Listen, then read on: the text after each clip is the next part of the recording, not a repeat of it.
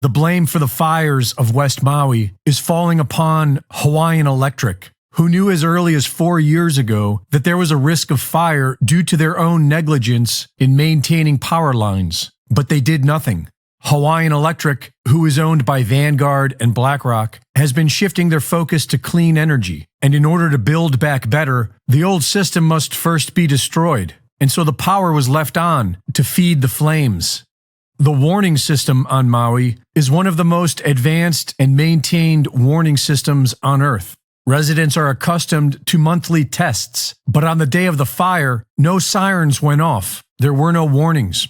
The director in charge of this warning system was at a FEMA disaster seminar in Oahu as the fires were devastating the people of Maui. According to documents obtained by H&N Investigates, Ndaya was in Waikiki at the Alohalani Resort attending what was scheduled to be a 3-day FEMA disaster preparedness seminar called the Pacific Partnership Meeting.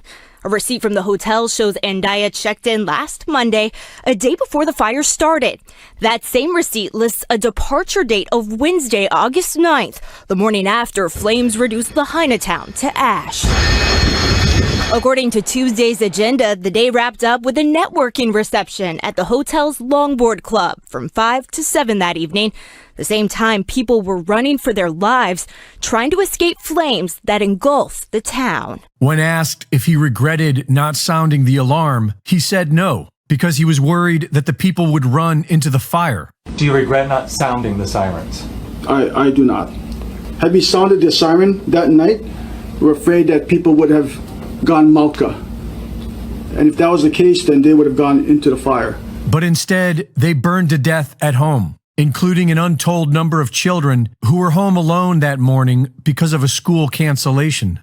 The water wasn't on, fire hydrants were dry, and the deputy director of Water Resource Management, who was named an Obama Foundation leader, refused to release water for the West Maui fires until it was too late.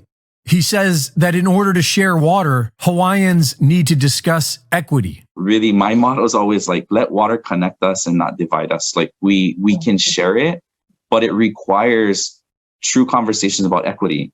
Without any warnings and without any water, the people tried to flee, but they were stopped by the police, who had orders to keep people from escaping. I said, what are you doing? He goes, well, I'm under orders to keep them here.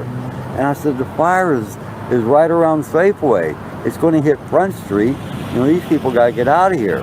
And he said, I'm following orders. No way. And so I just kept walking. Well, maybe he knows something I don't. The Maui chief of police was the incident officer at one of the biggest cover-up operations in U.S. history, the 2017 Las Vegas shootings. No comment? No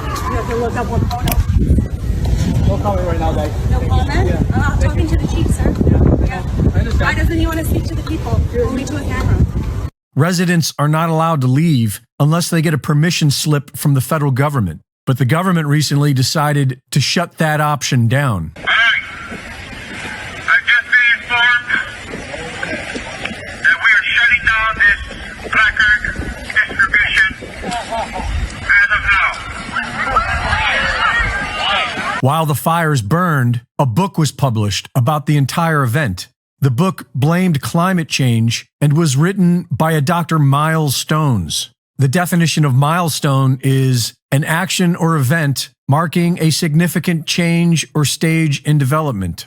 Hawaii is being usurped by the same billionaires pushing for the World Economic Forum's Great Reset. They have been planning on turning Maui into a test bed for their artificial intelligence smart grid. But the people were in their way, so they burned them out.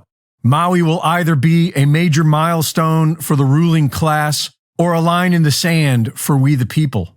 The federal government offers a one-time payment of $700 to each family that has lost their home.